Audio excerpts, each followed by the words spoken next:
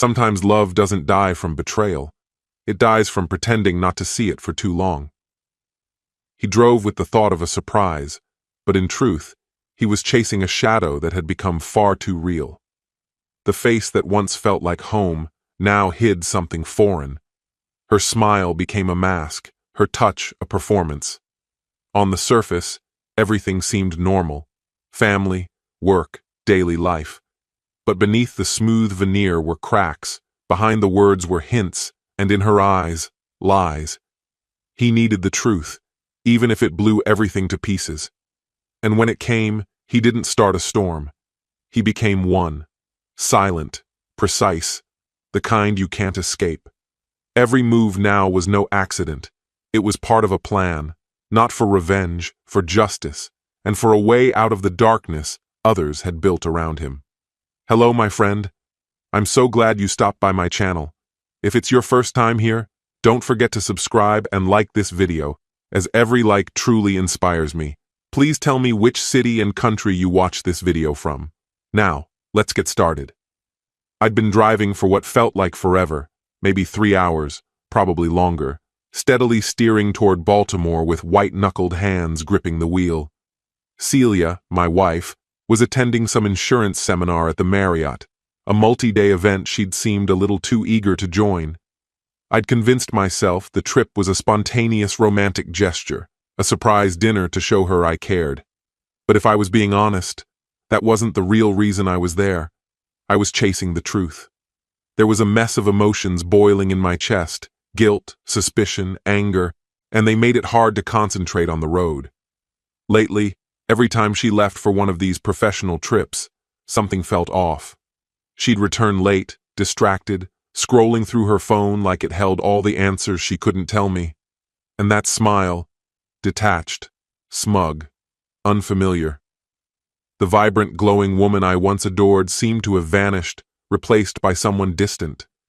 She was still stunning in a way that could stop traffic, just like when we were teenagers. That chestnut hair still caught the sun like polished bronze. But behind her eyes was a guardedness I couldn't ignore, like she was hiding pieces of herself I no longer had access to. We'd been married for 14 years. 2 kids, Sophie, 12, and Jasper, 10, both full of the kind of chaos and joy that made life worth the effort. We'd jumped into marriage young, intoxicated by love without the faintest clue how to maintain it. Over time, things wore thin. Love erodes when one person starts believing they deserve more than what's at home. I was through with second-guessing. I needed answers, truth, no matter how ugly. She'd told me she'd be in room 315 during her stay. I had to know what was happening behind that door. Even if it shattered me, at least I'd stop spiraling in the dark, sleepless nights of imagining. I arrived just after 5. The hotel oozed luxury, gleaming tile underfoot, chandelier lighting overhead, and those slow-turning glass doors at the entrance. The kind of place that charged a fortune for valet, but let strangers slip in unnoticed. I half expected someone in a suit to block my way. But fancy hotels have a rule: act like you belong, and no one questions you. I marched up to the front desk. The attendant, young and clean-cut, greeted me with a well-rehearsed smile. I told him I was Aaron Trent, showed my ID, and mentioned that my wife, Celia Trent, had left a key for me while attending the seminar. He tapped around on his keyboard, nodded, and handed me a key card. "Certainly, Mr. Trent. Hope you enjoy your evening," he said with effortless cheer. Every step toward the elevator sent a heavier thud through my chest. The lights overhead buzzed like a warning. My palms were damp. I kept repeating to myself that I wanted the truth, whatever it was, but I wasn't ready. Not really. When the elevator stopped at the 2nd floor, I stepped out onto a faded red carpet. I moved slowly, like walking through fog, until I reached the room. 315. I slid the key into the lock. A green light blinked. The mechanism clicked. I eased the door open. Celia was sitting at the desk near the window, flipping through papers. When the door creaked, she turned sharply. Her eyes went wide. "Aaron? Jesus, you scared me." I forced a grin, trying to sound casual. Thought I'd surprise you. Packed a suit. Maybe we could go out for dinner. She hesitated for a heartbeat, just long enough for something to flicker across her face. Was it guilt? I couldn't be sure. But then she smiled, big and bright. That's so sweet. I didn't think you were coming. She stood, smoothed her blouse with nervous hands, and walked toward me. I half expected her to block the doorway, to stop me from crossing that threshold. But she didn't. She leaned in and kissed me, those familiar lips that once stirred up so much fire in me, and I felt it, that twist inside. Still, she seemed genuinely glad I was there. Stay the night, she said, still smiling. The room's nicer than I expected.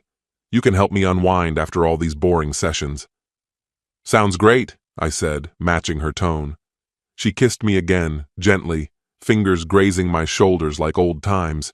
Then she pulled back. Let me jump in the shower real quick. After that, we can figure out dinner, yeah? Her voice was light, almost carefree. Maybe I'd been wrong. Maybe my doubts had twisted into paranoia. She disappeared into the bathroom, humming something under her breath. A moment later, the sound of the shower filled the room. I sat down on the edge of the bed, scanning the space. Everything looked normal. No second pair of shoes, no coat on the chair that wasn't hers, nothing out of place. The room was tidy, sterile. I exhaled slowly. Maybe I'd let my thoughts run too far. Maybe this was just another boring conference, just like she said. But something kept tugging at me. On the dresser sat her toiletry bag, oversized, familiar. I told myself I was searching for painkillers, anything to quiet the throb in my temples. But that was just another lie. I was digging for evidence. I unzipped the bag. The contents were exactly what I expected. Lip gloss, makeup brushes, hair ties, a travel comb. And then I saw them. A small box. 6 condoms. Ice surged through me. Celia had stopped using birth control after Jasper. The hormones had made her sick, so I'd gotten a vasectomy. We hadn't needed anything since. That box had no reason to be there, unless she was sleeping with someone else. There it was, the truth I came for, staring back at me from her bag. My fingers shook as I closed the zipper, my breath shallow, and in that moment, one thought echoed louder than the rest. What the hell am I supposed to do now? Some people might call her out. Others would scream, slam doors, maybe even make a scene. Me? I saw nothing but crimson. My hand dove deeper into the bag until I felt the cool metal of a safety pin. My grip was calm, but my thoughts had turned to steel. One after another, I jabbed the tiniest holes into the center of every condom, quick, sharp, deliberate strikes, then placed them back exactly as they were. Was it rational? No. But it was my way of fighting back in silence. If she planned to use them with whoever she was creeping around with, let her reap the fallout. I slid the pin into my pocket. My phone sat beside the bed. I grabbed it and dialed Rob, my go-to in any crisis, the kind of friend who'd hand you a shovel without asking why you needed it. I need a favor, I murmured. I told him to ring me in an hour with an excuse, something urgent, dramatic, believable. A broken water main at the school, maybe. Anything to give me a clean exit.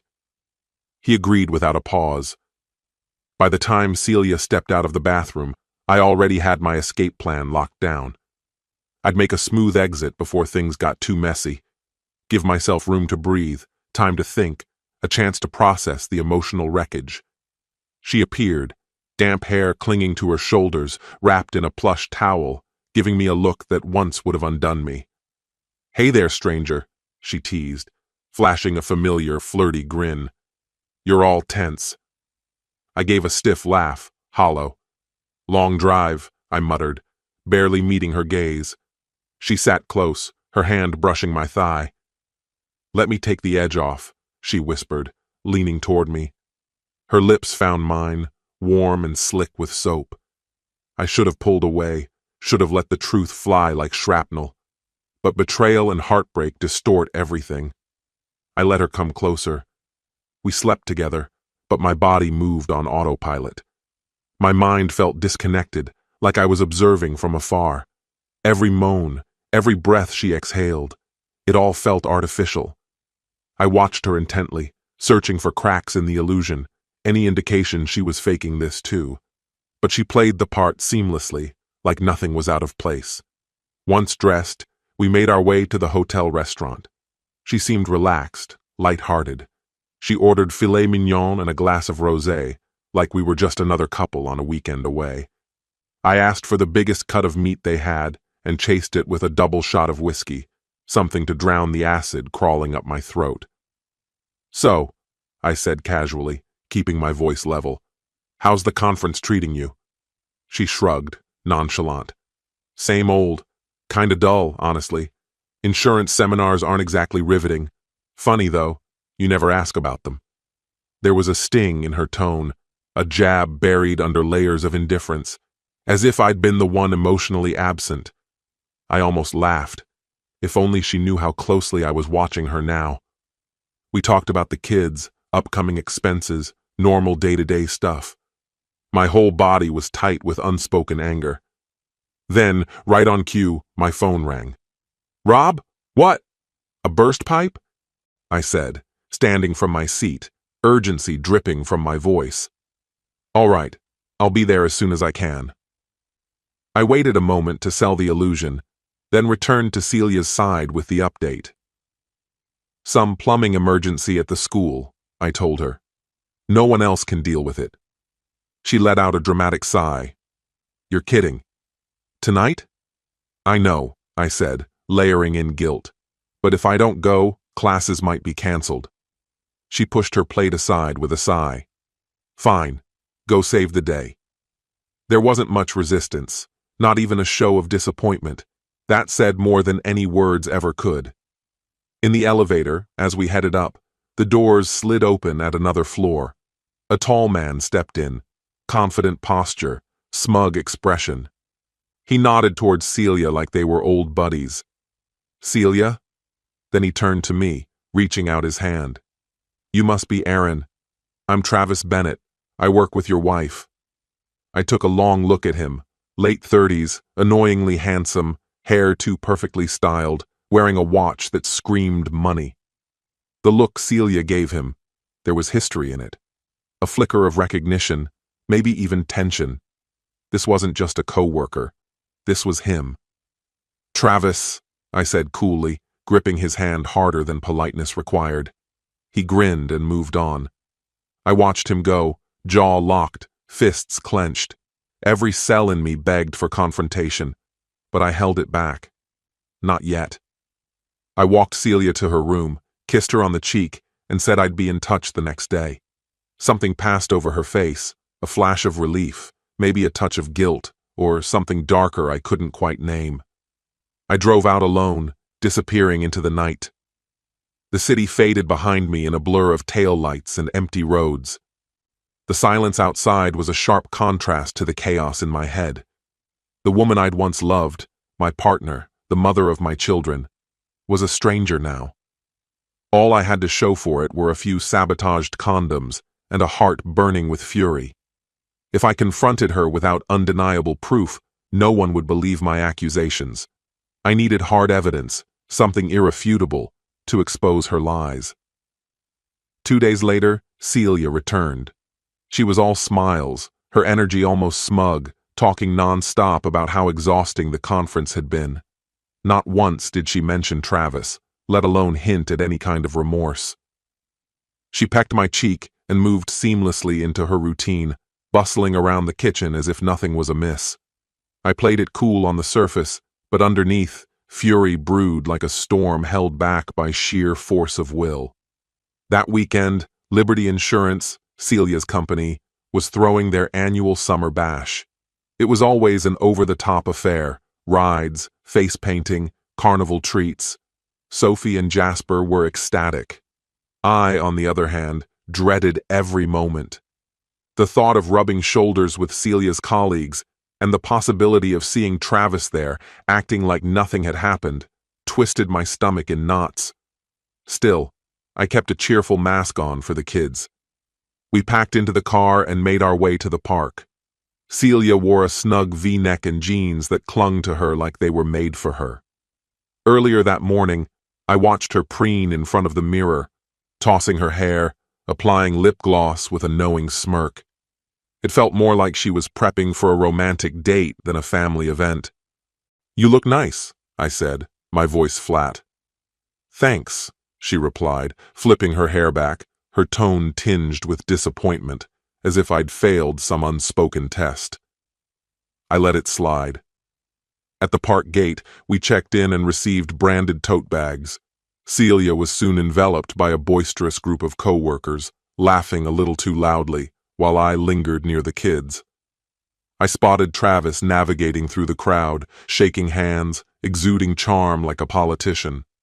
That's when a woman I didn't know approached me, tall, striking auburn hair, piercing blue eyes.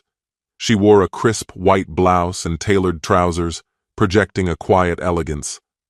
"Hi," she said, her voice low and deliberate. "You're Celia's husband, right? Aaron Trent?"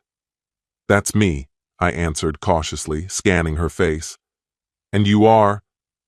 "Julia Bennett," she said with a subtle nod. "Travis's wife." My eyebrows lifted.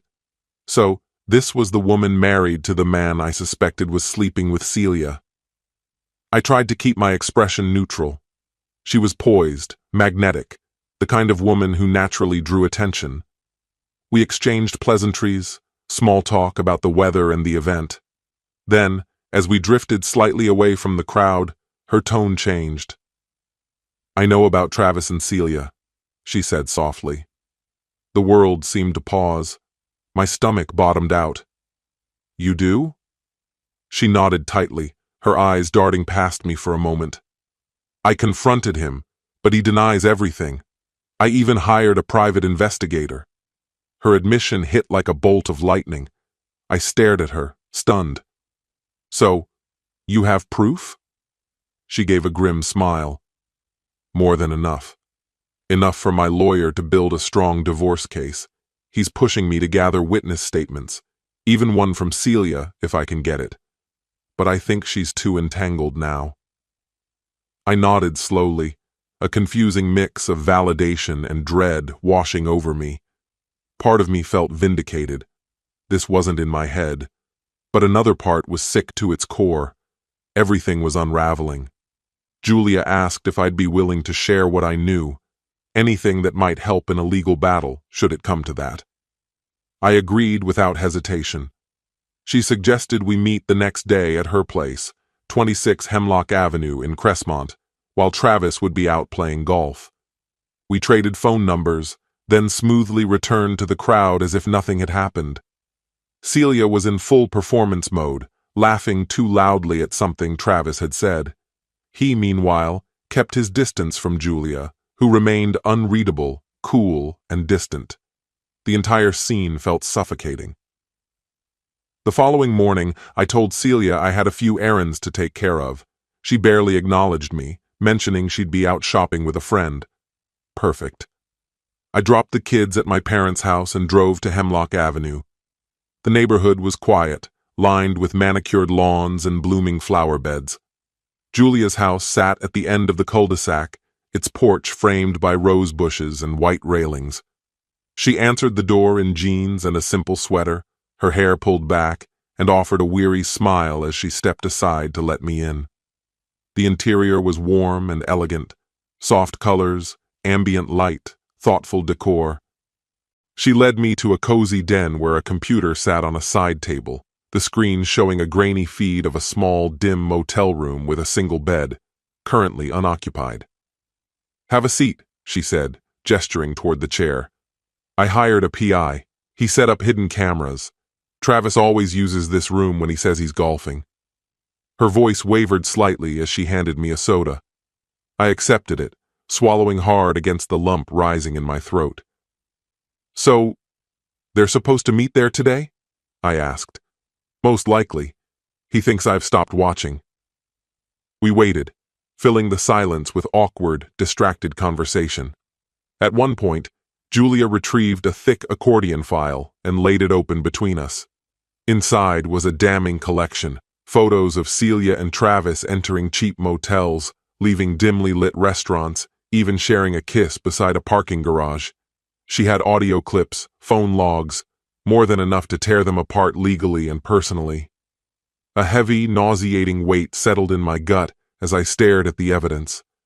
I felt split in two, part of me devastated, the other, though I hated to admit it, oddly relieved. For months, I'd lived under a cloud of suspicion, tormented by an instinct I couldn't confirm. But now, with the truth glaring back at me, it landed like a punch to the head. The screen blinked on. The rickety door of a budget motel eased open. Travis walked in first, casually dressed in a polo. Celia trailed just behind him, her blouse askew, hair loosely pinned. They fell into each other instantly, clutching like hormone-fueled teenagers. Their kisses were frantic, their hands greedy. In moments, their clothes were on the floor. The footage was brutally explicit, high definition and stomach-turning. My hands balled into fists. The woman I'd shared my life with, built a family with, was tangled up with a man I barely recognized. I forced myself to keep watching, just long enough to sear the scene into memory. Then I turned away. "That's enough," I muttered. Julia looked as pale as a ghost. "Agreed," she said softly, switching off the feed. "I'll have the PI put it on a disc." I gave a small nod, trying to sound like I still had control of myself. "Thanks." We spent the next hour plotting our course of action.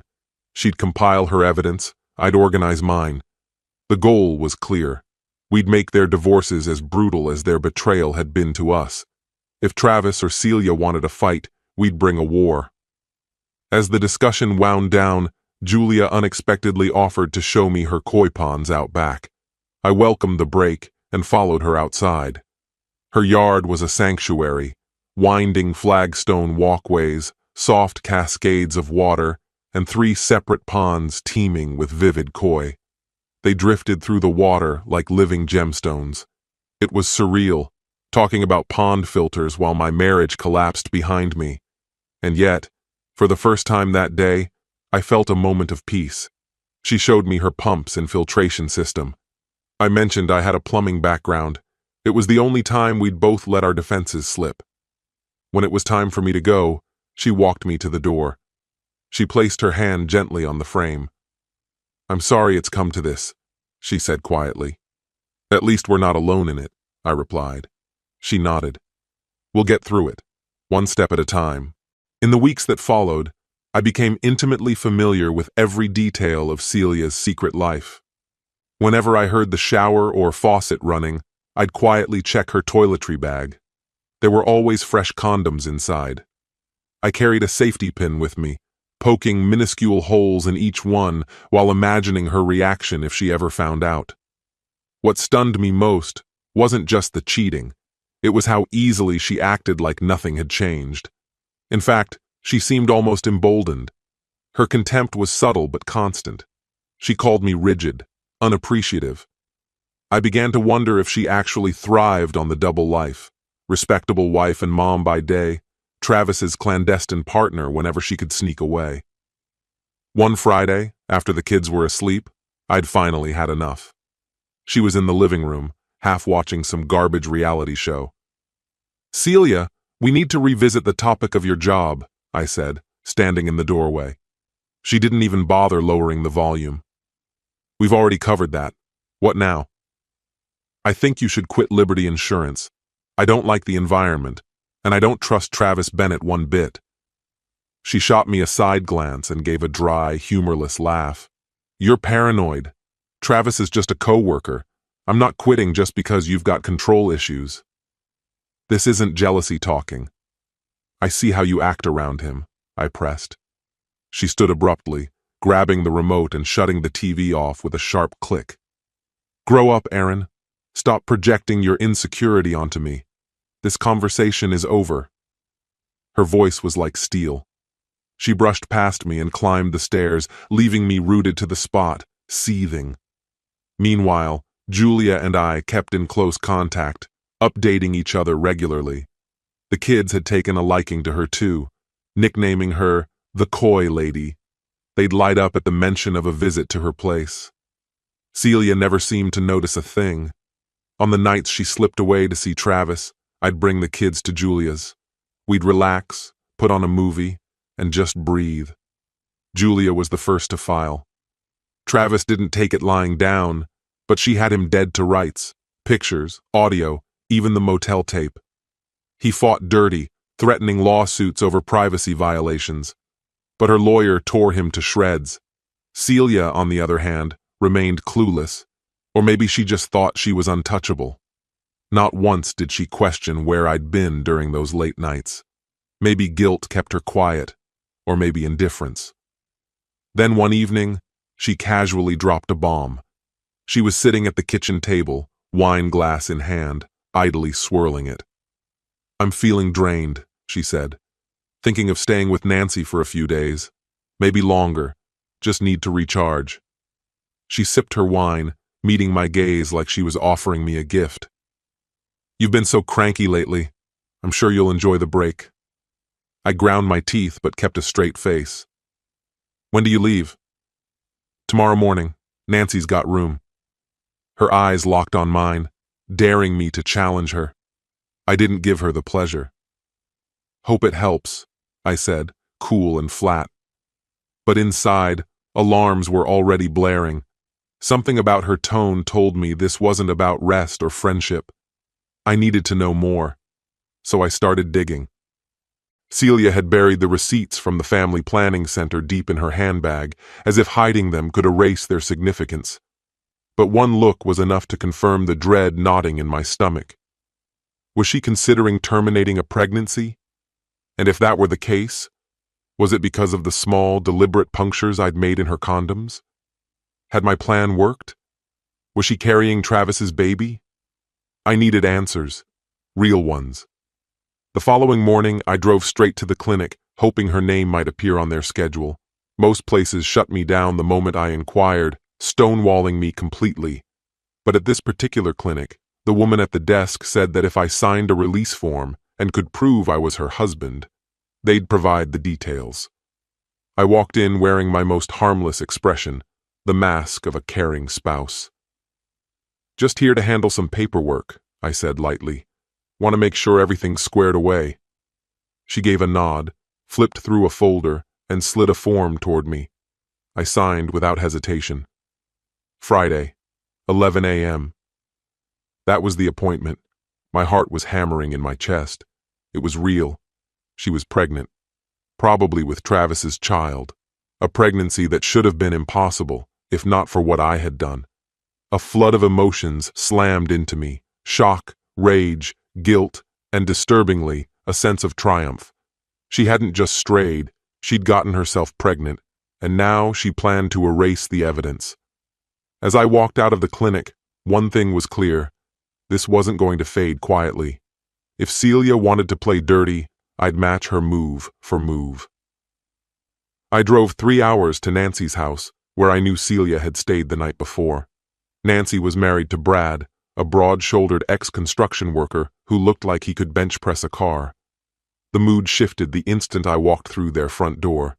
Celia's arms were crossed, her stare cold and sharp. "What are you doing here?" she snapped. I offered her a tight smile. "Thought I'd swing by. The kids are with my parents. Figured a little getaway sounded nice, since you're on one too." Nancy shot a tense glance at Brad, who forced a half-hearted grin. "Sure. Why not? The more the merrier," he said, though his voice lacked enthusiasm. Celia's jaw tightened. "I didn't ask you to come." I shrugged. "I'm here anyway." Silence settled around us like fog. Brad tried to break it. "Hey, Aaron, what do you say we go fishing tomorrow? My buddy Jack's got a boat. Cold beers, some sunshine, give the ladies a breather." I pretended to consider. Maybe. But when morning arrived, I flat out refused.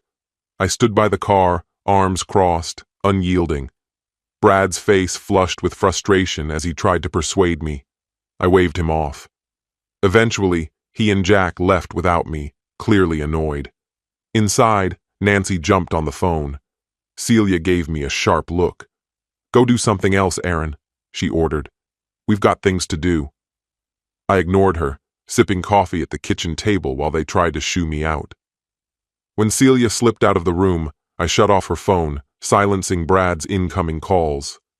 Nancy was still on hers, her voice tense and hissing. She was likely trying to reschedule Celia's appointment, or at least warn them she'd be late. I blocked every path, left no room for escape. By the time Brad came back, it was well into the afternoon. He looked exhausted, like he'd spent hours shouting into the wind. Nancy was livid, tearing into him for not dragging me onto that boat. Celia lingered near the door, her entire posture tight with unspoken fury. That night after dinner, I waited for the moment. We were alone in the kitchen, harsh light from above casting stark shadows across her face. "Celia," I said evenly, "you're done at Liberty Insurance. You either resign or I file for divorce." Her face contorted with rage. "I'm sick of this. I'm not quitting, and you can't make me." I exhaled, slow and deliberate, then pulled out the folder I'd brought with me. Inside were divorce papers. I placed them on the table and slid them toward her. "Your choice. Sign or don't. Either way, we're done." She stared at the papers, stunned, her mouth falling open in disbelief. Then came the explosion. "You're divorcing me because I won't quit my job? That's not even legal." "Infidelity is," I said quietly, and laid out the photographs. Celia and Travis, tangled together outside motel rooms, mid-embrace, half-dressed. Her face lost all color. Her voice shook. "You bastard! You followed me?" She lunged for the pictures, but I caught her wrist. "How else was I supposed to find out? You made a fool of me." Tears welled in her eyes. "You had no right. This is insane. You orchestrated everything, like some kind of psycho. You made that decision the night you invited Travis into our bed." Suddenly, footsteps echoed down the hallway. Nancy and Brad appeared in the doorway. Nancy gasped when her eyes fell on the photos. Celia was trembling, her whole body radiating rage. Then my phone buzzed. It was my father. He was outside, with a truck filled with Celia's belongings, everything from the house. I ended the call and lowered the phone slowly. Celia's gaze seared into me, glassy with tears she refused to let fall. "What have you done?" she asked, her voice trembling. I stepped toward her, each word deliberate and cold. "The locks are changed. Your things are boxed up. If there's anything else you need, make a list and send it over." Her jaw slackened, disbelief etched on her face. Nancy opened her mouth to protest on her sister's behalf, but I cut her off without hesitation. "Half of our joint savings is in this envelope. Take it. And the car? The title's in your name now. That's yours too." I looked her dead in the eye, unmoved. "As for the kids, you'll have visitation once a week, maybe an overnight once a month. But before any of that, you're going to sign a notarized confession. About the affair."